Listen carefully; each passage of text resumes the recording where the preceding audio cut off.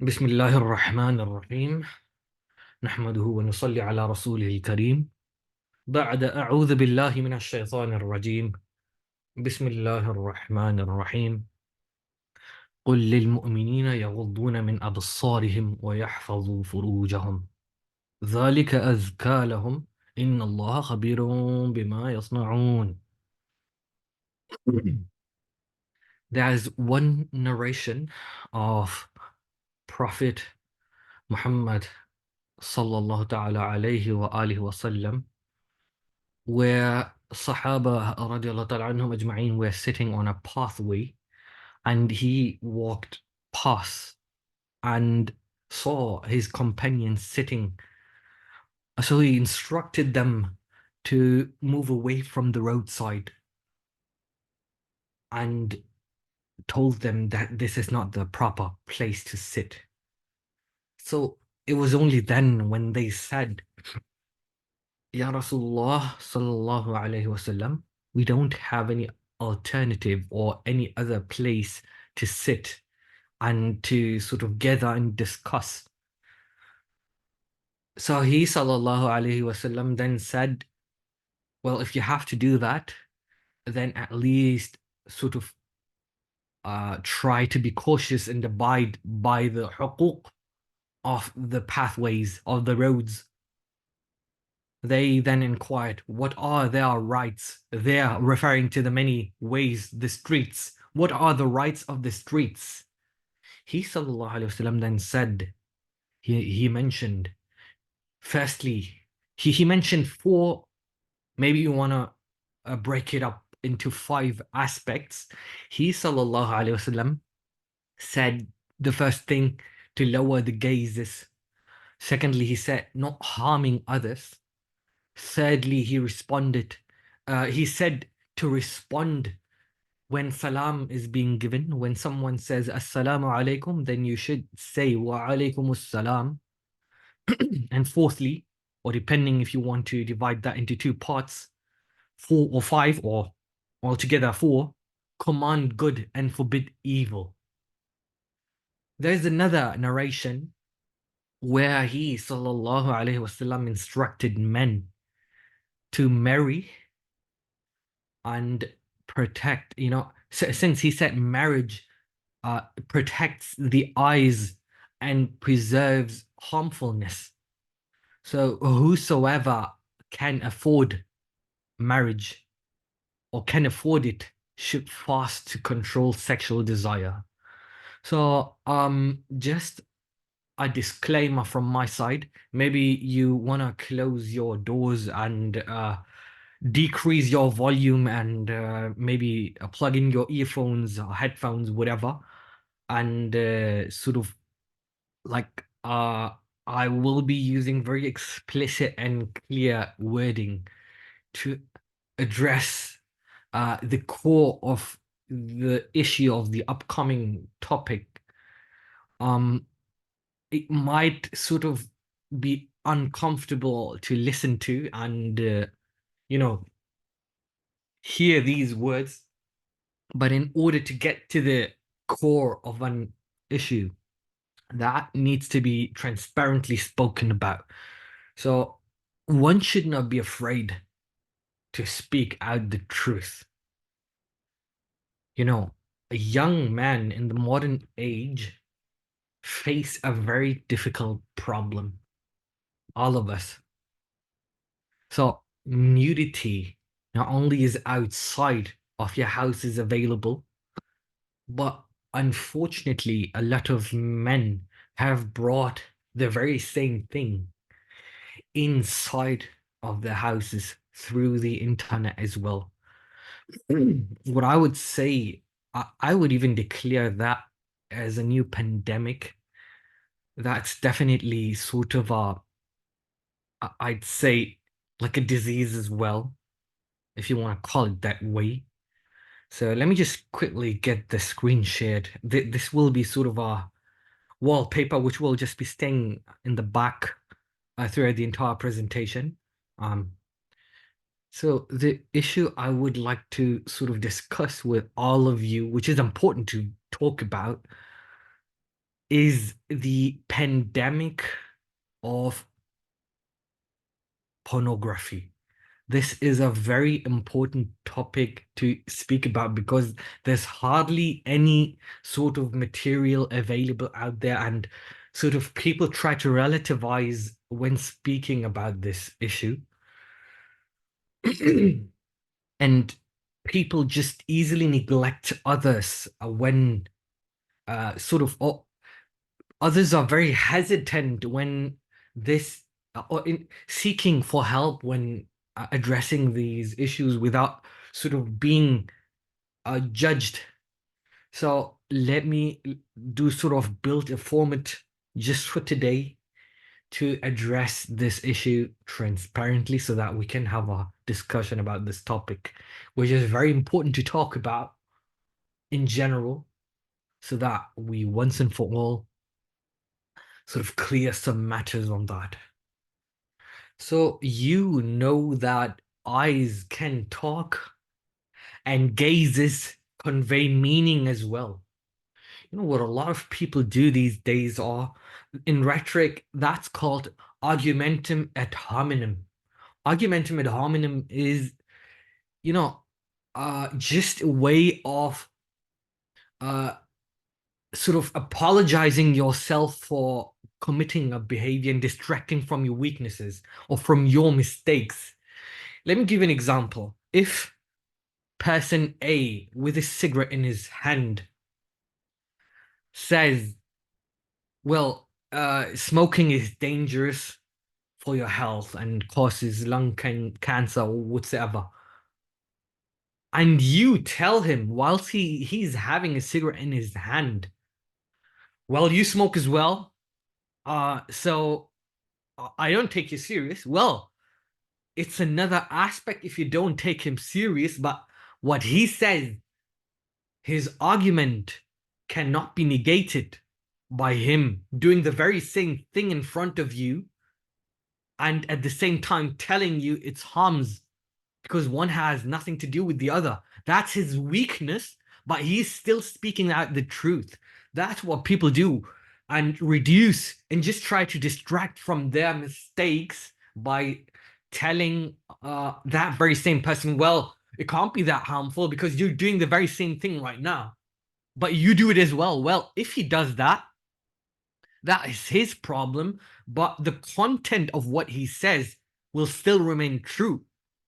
It's just what people use these days, exactly with this topic. When it comes to this topic, they bring up some nonsense things like, well, if she dresses provocatively, she should she should be prepared and you know she should be expected to get raped or to be looked at. That's just complete, pure nonsense. It's just like, let me give you the opposite of that. It's just like saying, well, if she dresses that way, you have an excuse to look at her, is the same, exactly same thing as saying, if you reverse your same logic, well, if she covers herself, she can get harassed. This is exactly same thing. Neither should you look at a woman, should look at any woman, or at women in general, nor should you sort of harass anyone who covers or does not cover herself, because it simply does not matter how others are dressed. That's another deal. We'll get to that in short time, inshallah. If you uh patiently bear with me, inshallah, we'll address this issue when it comes to dressing of others. I'll get to that in a minute. So the believer is he who of whose tongue the believer is he of whose tongue and hands others are safe.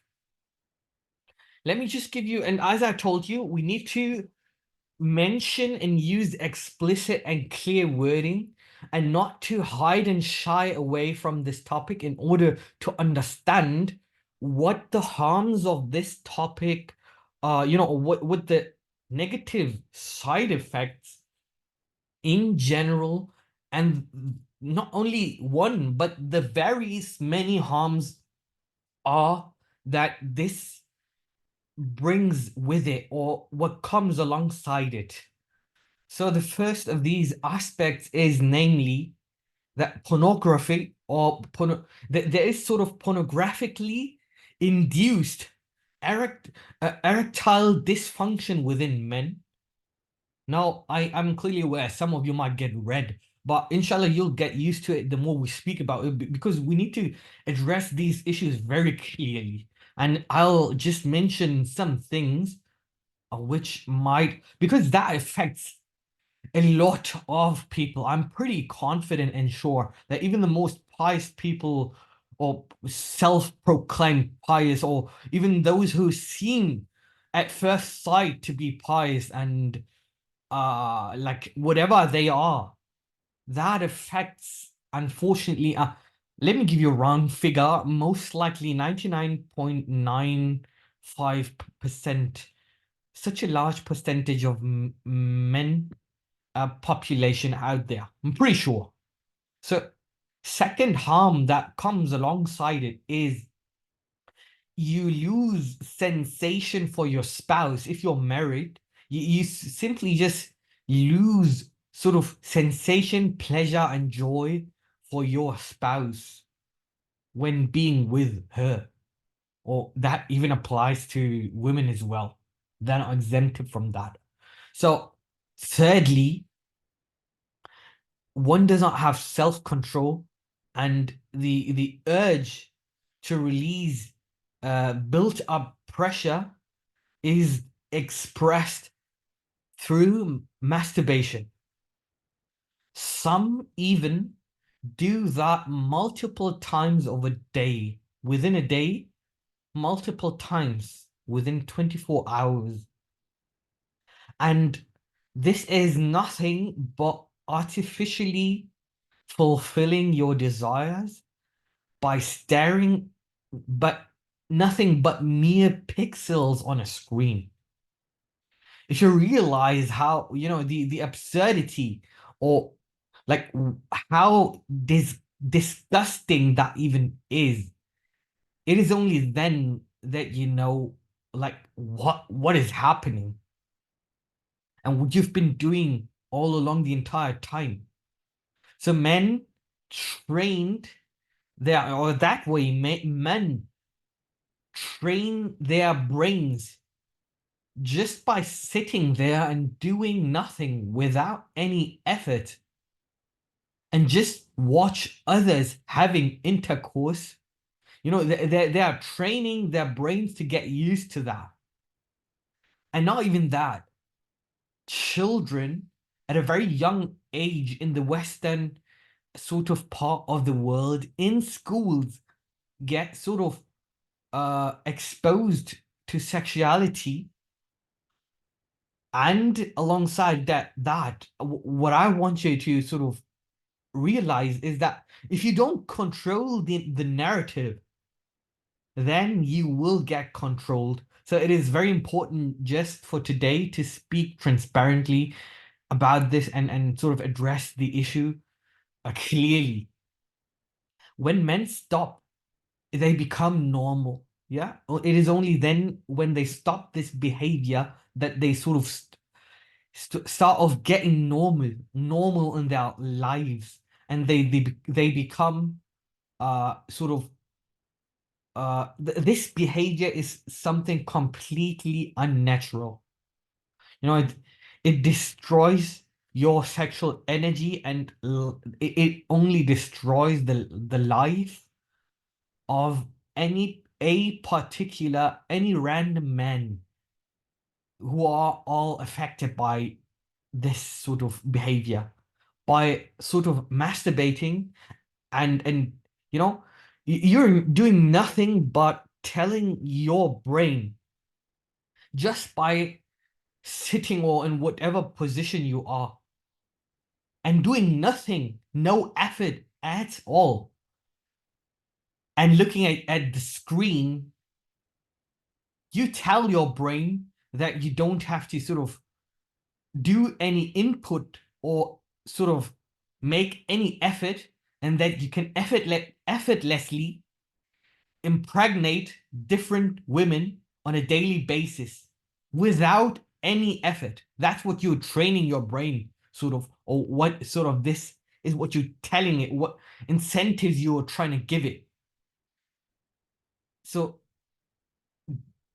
it does not create, in fact, I would even say it blocks all the incentives to improve yourself, to become a better version of yourself.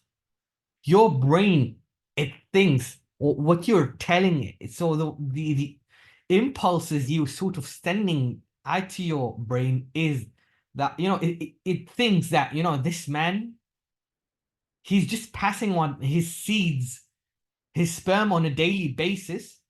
He does not need to get strong. He does not need to get intelligent. He does not need to improve himself anymore because he's already winning at life. That's what you're telling your brain by doing such a behavior. There's a movement of a sort of, when I did my, I haven't done my research today on this topic. That's something I have discussed a lot in the past as well, here and there. And I've sort of written a small booklet on this topic, not yet published, but sort of, I have done my like proper research on it. And there's sort of a movement of men, sort of, it's called, as I told you, it's we need to address some words explicitly, and it's such an important topic, barely being spoken by scholars out there, and who are not even sort of educated enough to sort of address these issues or and how to tackle these problems properly. Like, they're not trained in a psychological way to sort of deal with this matter at all. So there's a movement out there by men, which is called the no fap movement. So what this movement is about is they sort of just counting their streaks. So the days when the last time was that they resorted out to masturbation. So that's what the movement is all about. So I say, and in my opinion, this movement, or sort of the attitude, I sort of get what they're trying to do, but this is nothing but pure, blatant nonsense and stupidity.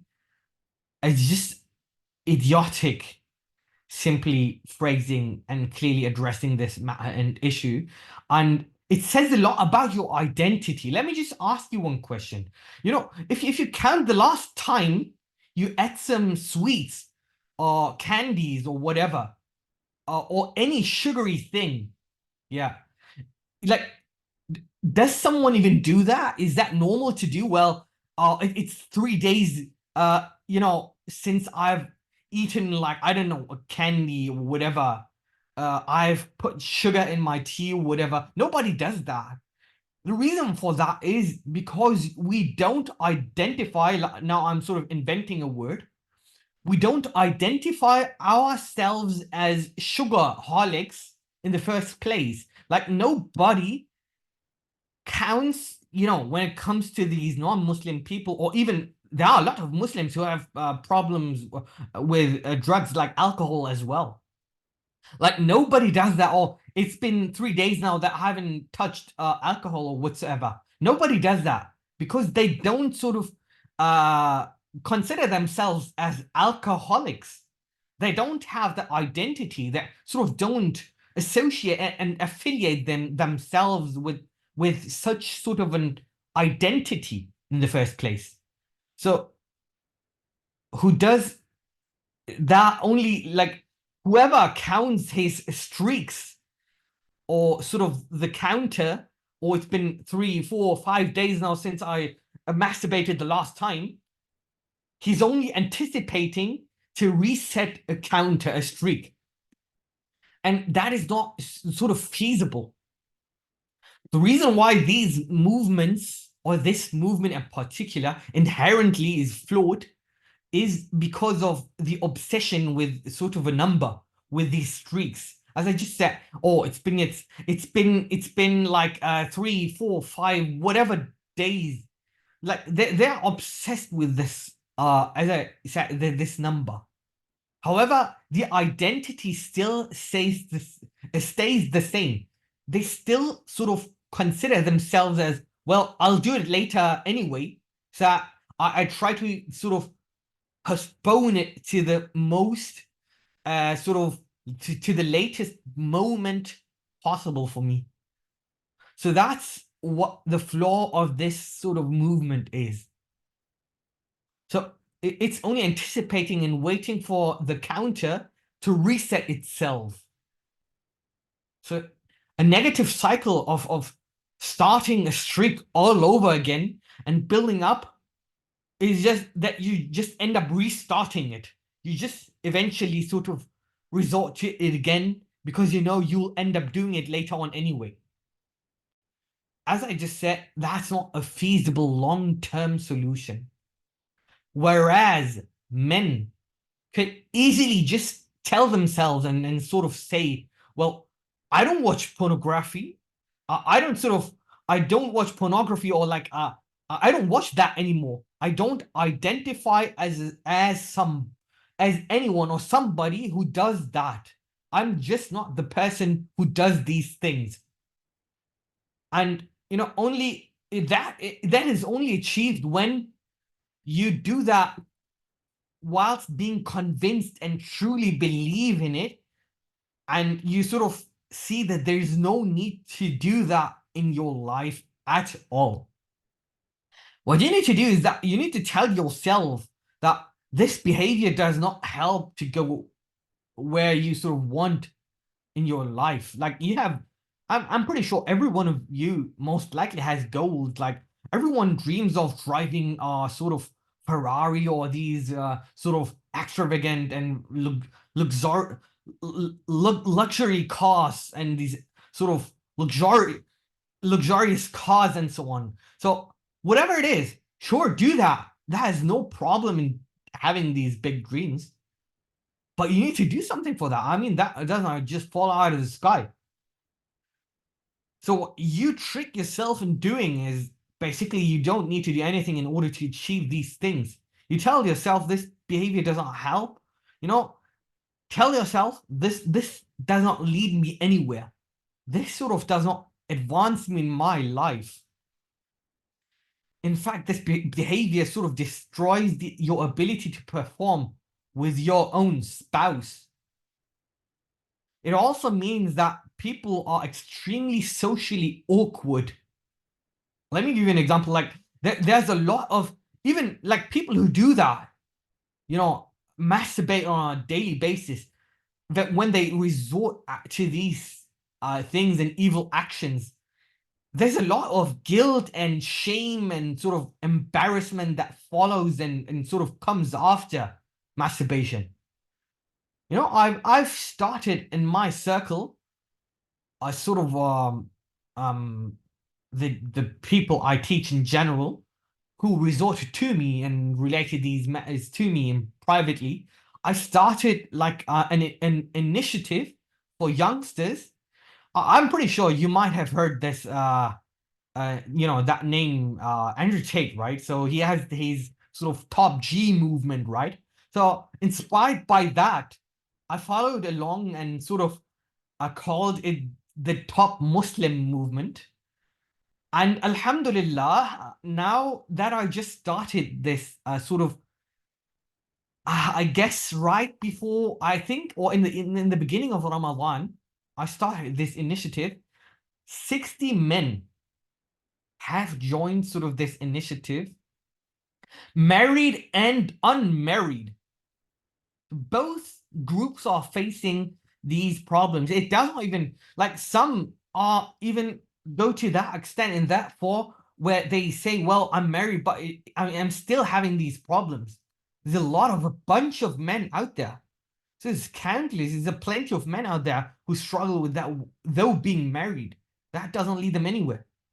These men transparently tell me that they feel like others sort of sensing it on them. Like no matter where they go, be it for something as regular, like regular things as grocery shopping or whatever it is, if they go out sort of buying things or going to work after sort of masturbating, they feel a sort of some judgment by others, or sort of they feel the shame, or sort of they feel that others sense that they have done it. That's what a lot of people sort of face. But at the same time, uh, you know, at the same time, telling me, you know, these exact people are telling me it is only when they stop that behavior for a long time that they sort of had a different sense of confidence. They sort of had a they sort of felt like they've made it and achieved at least something presentable in their lives only by stopping that behavior. So that they had a different sense of confidence then. And because now, know that they behave like, it is because of that that they know exactly now that they behave like a man, being possessed or you know, uh, and it is only when they stop that they feel like men who sort of control themselves, that they feel like men in control rather than being controlled, possessing rather than being possessed, and not like little boys who are sort of slaves to their desires and who can't control their actions. One sort of needs to be more mature in one's mind and head, and understand that there's absolutely no need in it. You don't need that in your life. There's absolutely no benefit at all. At all. 0.0 up until eternity. And you sort of only fleeting a pleasure just shortly, just for a short amount of time. You're trying to escape reality, and your sort of mistakes or whatever, your situation and your sort of environment, just for a short amount of time. To become more mature, we need to look at this issue more neutrally and objectively, and sort of observe what is happening. So let us ask the question, what is happening in fact? Stop using your emotions and, just in order to understand what pornography and masturbation is, just to realize how pointless it is. So let's have a look at what pornography is. Pornography is nothing but a bunch of, as I just said in the very beginning, is a bunch of pixels on the screen. It's nothing but that. And masturbation is nothing but sort of encasing your genital in your hand or whatever and moving it up and down. Both of these result in temporary sort of a spasm of pleasure, vanishing quickly and filling, it fills you afterwards, filling you with sort of guilt and shame. Yeah. So now, if I was sort of in a position where I was to guide others or tell them, well, if I was being asked, what is the solution for that? If I just come up with these regular things, or, well, you need to stop it, it's pointless, that both, saying me to others, telling me that someone needs to stop it, and it's useless, both won't help any person. They'll just continue doing that.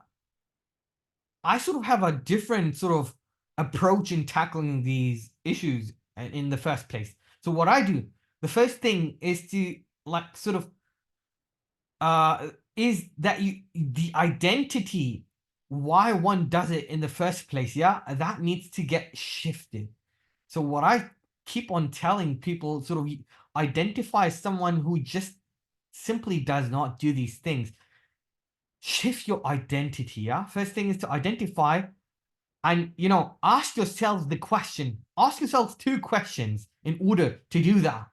Ask things and identify in general, why do you even do that in the first place? Like, what is the reason of you doing and resorting to that? And second question being is, why are you ending up in this situation? What has led you doing that? Sort of identify the reasons, and then ask yourself, well, I could have resisted it, but why am I still ending up doing it? So ask these two questions. At the same time, keep in mind, the human brain is extremely intelligent and will always trick you. It will always deceive you and sort of get its needs fulfilled. Yeah. So that's something completely natural. It's something sort of a very normal thing that men just does, like trick himself and bring up apologies and random excuses to carry on with bad behavior. Usually, me inquiring about it, when I ask people around, like, what is the deal with you that you sort of do these things, it's always just same answers.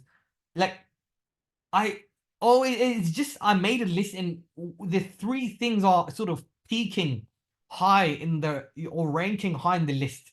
Firstly, being checking social media, like all these apps like Instagram, Facebook, and Twitter, or whatever the names of these platforms, or whatever is out there on the market. I don't know, like all these platforms.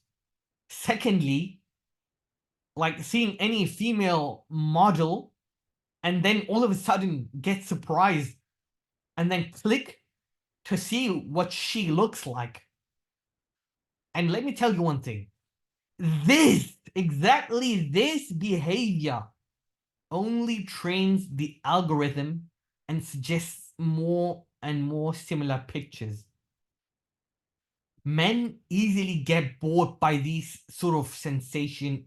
Yeah, so that something looking after a picture, one picture after another, sort of gets them bored. So they venture out to sort of more extreme heights. They seek more intense sensation and end up with pornography. So it's exactly the same thing like with drugs or people who are drug addicts. I mean, look at the history. They started off with, it's usually always the same. Nobody just randomly starts off with injecting himself or herself with heroin. That simply, it doesn't work that way. It's usually something which they consider to be soft, like cigarettes. Then they sort of resort out to marijuana. Thereafter, they start taking cocaine and sort of end up being addicts. To solve this problem in general, you need to sort of improve your standards in general, and be more strict on yourself. Yeah, so don't allow yourself to peak. So that only happens through social media as a gateway to peak in first place. People think that Twitter and Instagram or all these apps, they're innocent. Like, I'm just sort of browsing the web, and well, I'm doing nothing in general. So what basically the issue is, the algorithm specifically is tailoring, uh, or you are tailoring it to show you what you like. That's the exact issue what you're doing. There's a saying of Ali radiallahu ta'ala anhu where he said, like, show me your friends and I'll tell you who you are. Like, that very same thing works with social media as well. Well, he said that. Now I even sort of modify and slightly tweak his sort of saying. When people can be judged by their friends, they can easily be judged or told and identified by the news feeds or what they're getting suggested of social media as well. I say, well, show me your suggestions on social media and I'll show you who you are, because that's exactly what you're getting by looking at social media. I can tell what, or anyone can tell what people sort of consume on a daily basis. So if you like watching half naked models or whatever, they will feed you exactly that very same information. So that then sort of leads down the rabbit hole and inevitably leads you to sort of relapse and fall back in your habit again in doing these things. So what I suggest, it's easy to say that obviously, but all of us know saying things is easy, but it's now up to you sort of to make the change happen. My suggestion is reduce time on social media.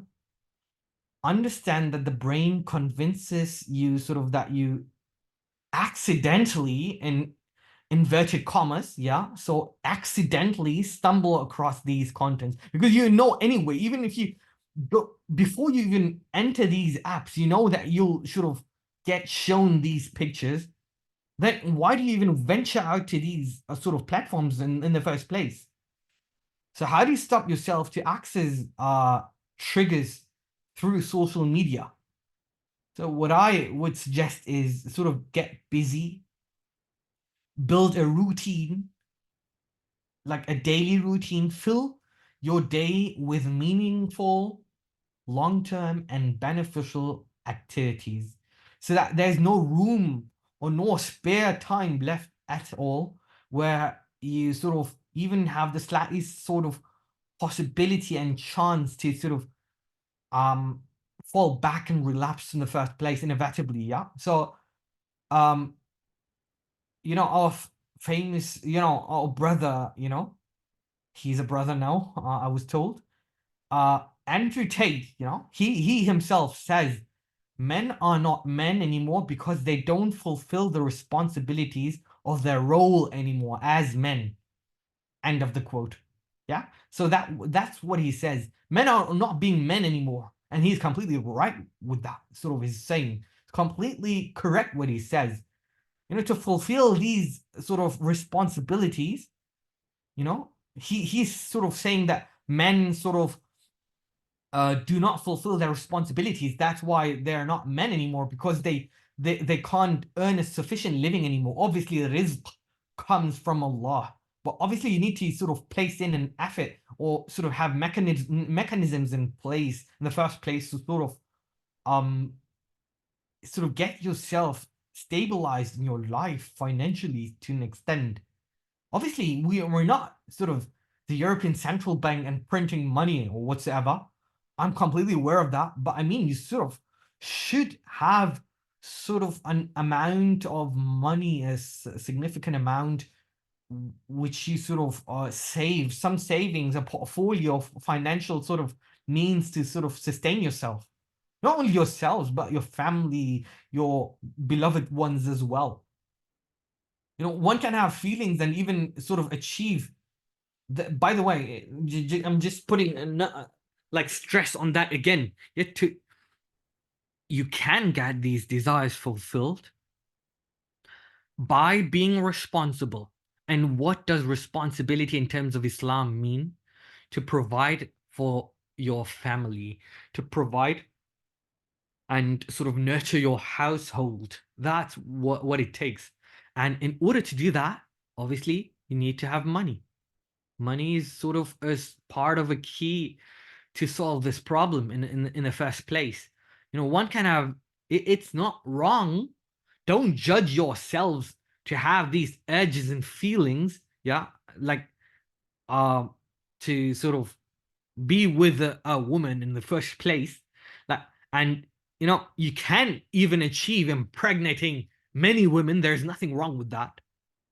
But results of that is that it sort of eventually results in a lot of costs, because in order to for every woman you impregnate, you need to sort of financially sort of cater for her as well. Yeah, you sort of um have spent on her and the children she will be bearing for you as well, to that life which is being created and sort of given.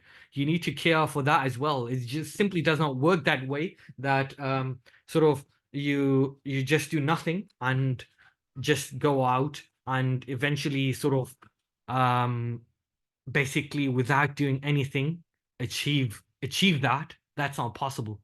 You need to be financially able to provide for this behavior or this action. That's exactly what responsibility means.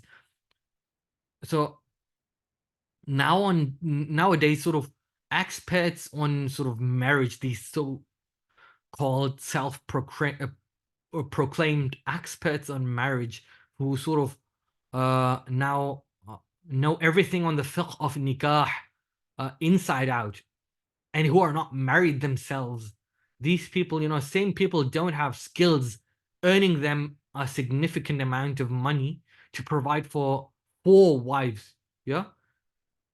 Not even for one. Yeah. Forget about 4 wives. They're not even able to sort of provide for one wife. That's the sort of inherent issue with these people. These Aimma in the masajid, no matter how much knowledge these people have, I'm not sort of ridiculing them. They do rightfully have a significant amount of knowledge, more than me possibly. But it's, as I just said, it's very easy to say these things, whereas you just get enough sort of an amount of money, and you're getting support by the government to sort of afford your wife and your children, because these people, they don't sort of even earn a sufficient amount of money by their activity as an imam in the masjid or whatever they do, so that they can easily say these things. So men need to be men.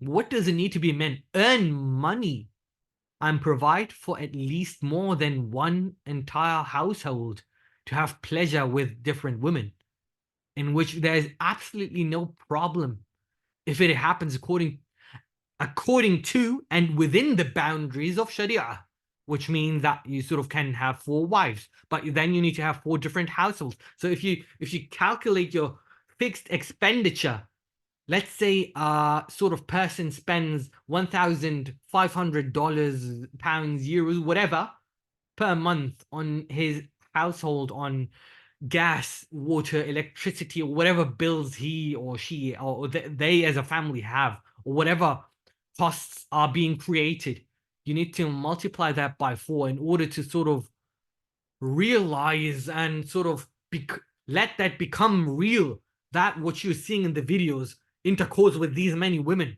No problem, do that, but then at the same time have the money to facilitate that. That's what I sort of propagate, instead of people tell others how wives and how households should be. Exactly, these people, these I'm in the masajid, these people are sort of detached from reality, not knowing how to properly pay water, gas, and electricity bills.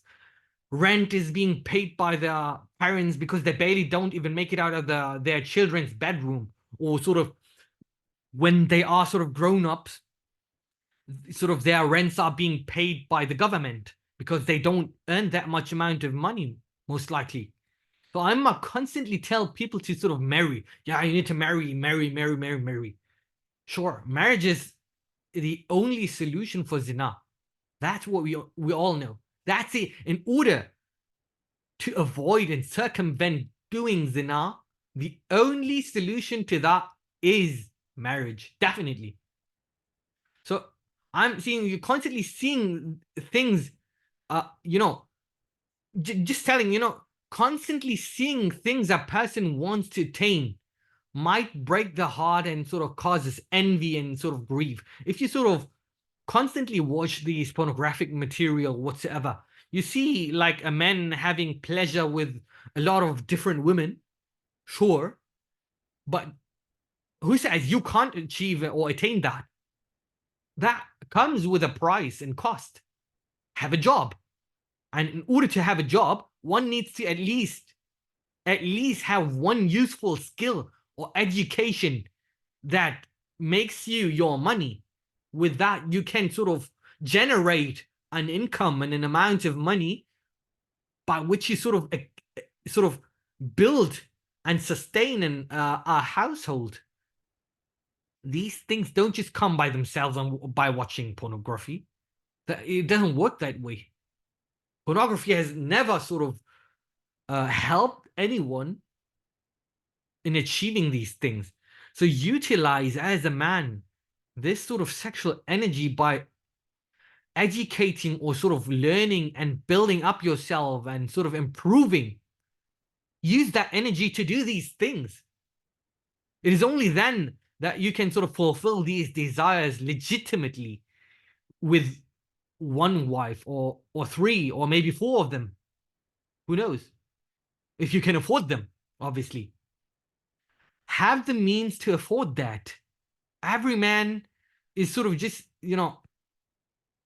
uh, every sort of person, or, as a sort of man of the household, as it's being said, uh, is sort of saying happy with his own, his one wife. Everyone is sort of just, every person who tells me that they're happy with one wife, in my opinion, all of these people are just nothing but blatant liars, and they're not sincere to themselves and not loyal to manhood. For men, it is completely something completely natural to have, to sort of desire to have at least more than one sort of wife, or more than one woman in your life with whom you can sort of reproduce yourself. That's just, that feeling or having that desire is the most normal thing in life. Everyone who sort of says something other than that, or something different, he's just nothing but a liar, in my opinion. He's a blatant, straight, just lying straight into the faces of other people. You can't just be happy with one wife. Obviously, times have shifted and changed, and life has become more expensive. But who says that you're able to sort of level up the game and sort of adjust to the life and inflation and so on? Why aren't you doing anything for that? If you're alone at home, the amount of sort of friction between you and your phone or computer or whatever it is very low. So the friction is very low.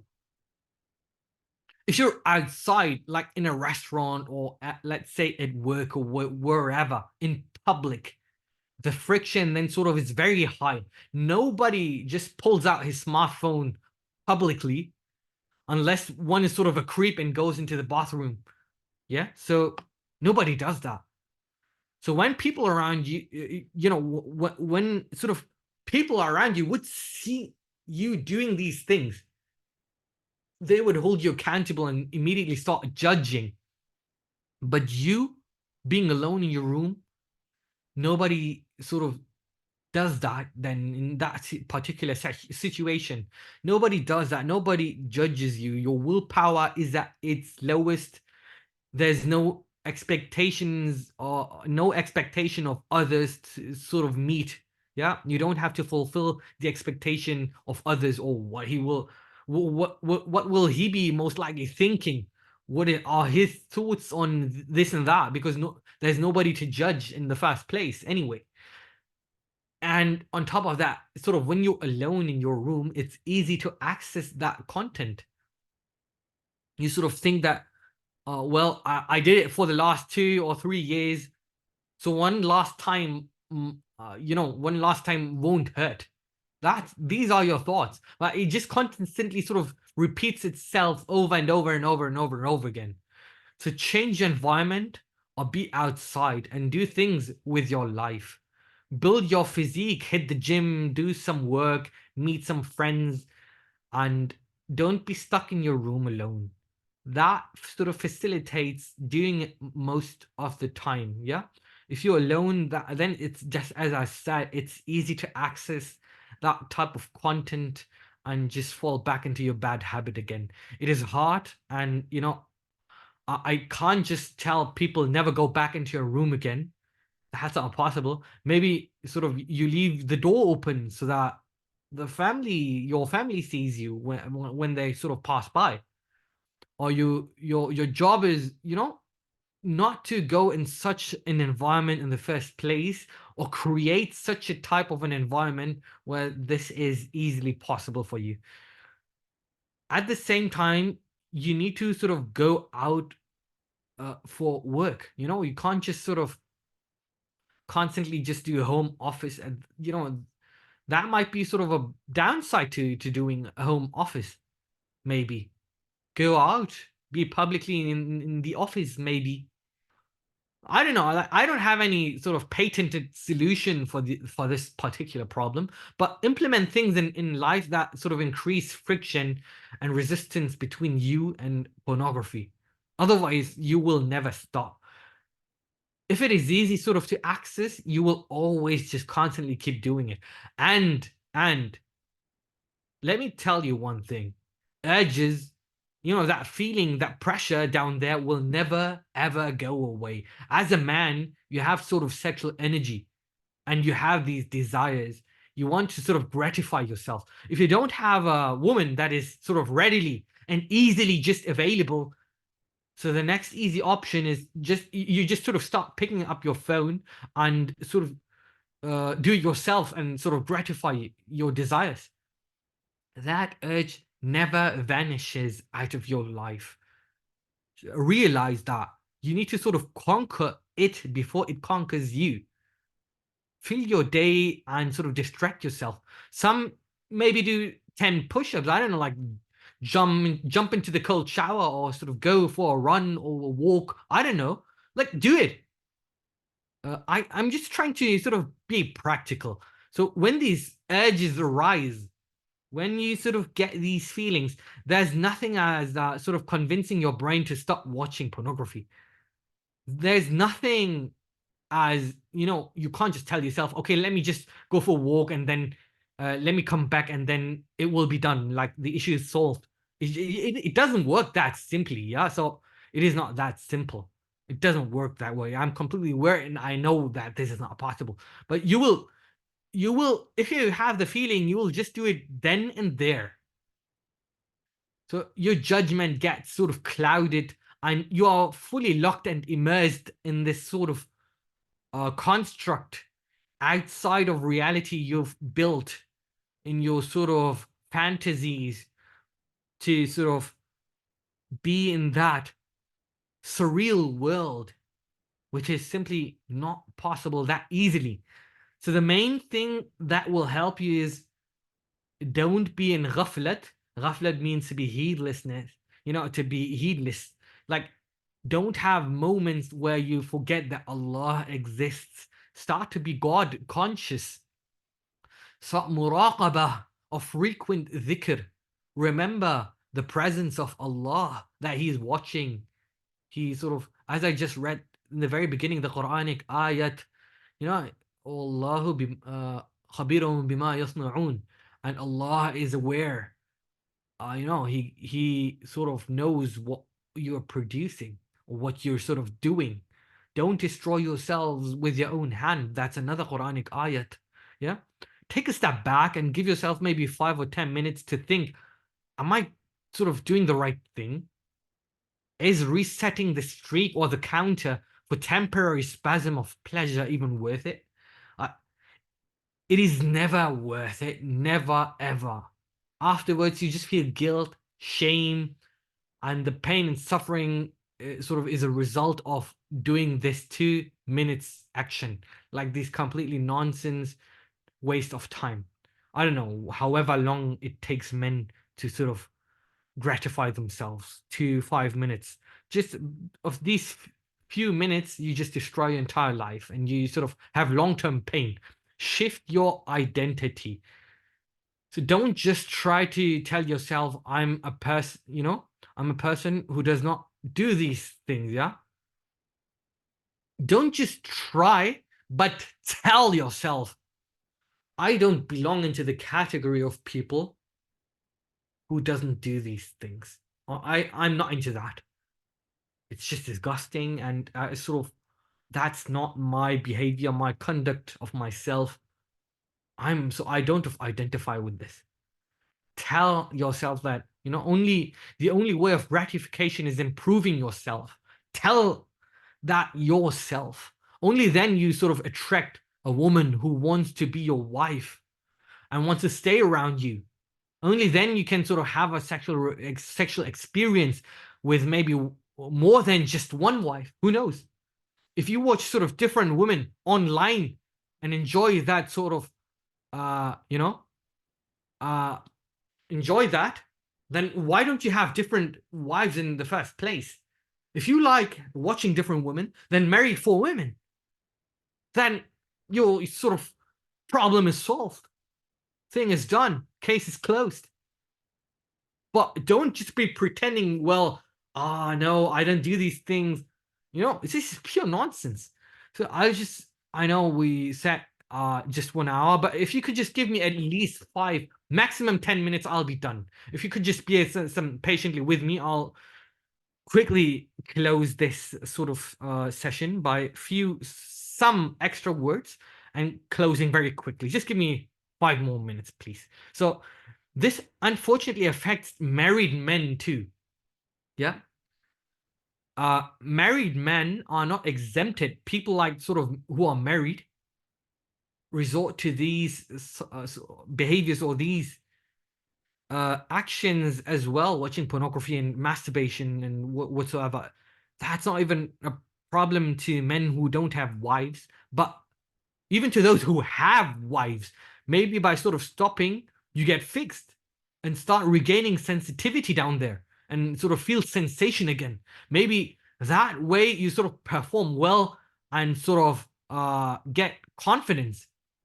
Don't let yourself deceive by people on the internet and doctors who sort of tell you, well, it masturbation avoids prostate cancer, or yeah, once in a while that is okay. If you do that, it would be okay, and there is no problem in doing that.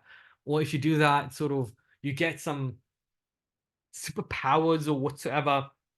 Believing you don't get superpowers, believe me, but you become a regular and normal guy you should always have been. That is what you become. Just a normal random dude and then sort of an individual.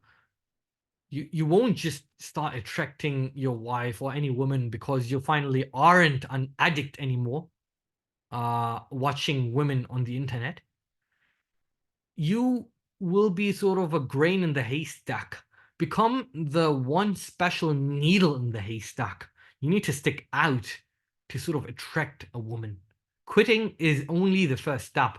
Quit and shift your identity. Maybe you sort of start a business or sort of create content or do dhikr or well, I don't know, whatever possibility, whatever works out for you, fine.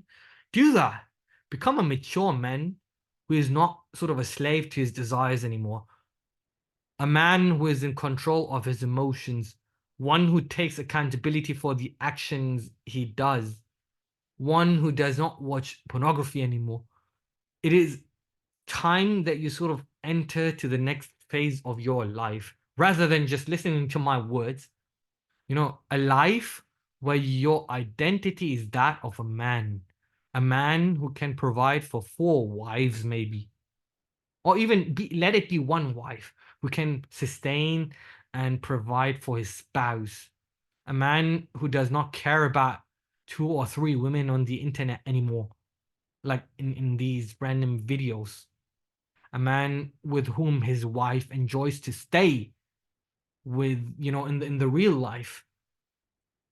Man, like as I said, with whom his wife enjoys to stay within the real life, one who is not embarrassed of his actions behind closed doors. Don't identify as such a person who falls back into these issues and become more mindful and mature and masculine. Realize that you sort of don't need that stuff in your life. It is just childish and unnecessary. If you signed a contract with the devil, then today is the day that you rip it off and tear it apart. Start a full launch assault on Shaitan and declare war against him today. Just today. Enter the phase of growth, maturity, and sort of self-improvement and sort of being a man, not a little boy anymore. Shift your identity, stop being a slave of your desires, and take control of your life. Cure this addiction once and for all. There's a program. I'll just send you down the link, and I suggest if anyone has problems or knows who has these problems, you might just sort of resort to this link I just sent into sort of I'll just reshare it with everyone being interested. And lastly, there's a dua which sort of Shaykh al-Islam Mufti Maulana Muhammad Taqi Uthmani Hafidhahullah Ta'ala wa damat barakatuh, which he sort of mentioned. He said, you need to ask Allah for help sincerely. Tell Allah Oh Allah, Ya Allah, help me to stop this sin. If you do not help me, then I'm weak. So don't hold me accountable if you do not help me. Ask Allah. Tell Allah, I cannot change without your help. If you do not help me to change, then don't hold me accountable for my weakness. وآخر دعوانا أن الحمد لله رب العالمين سبحان الله وبحمده سبحانك اللهم وبحمدك نشهد أن لا إله إلا أنت نستغفرك ونتوب إليك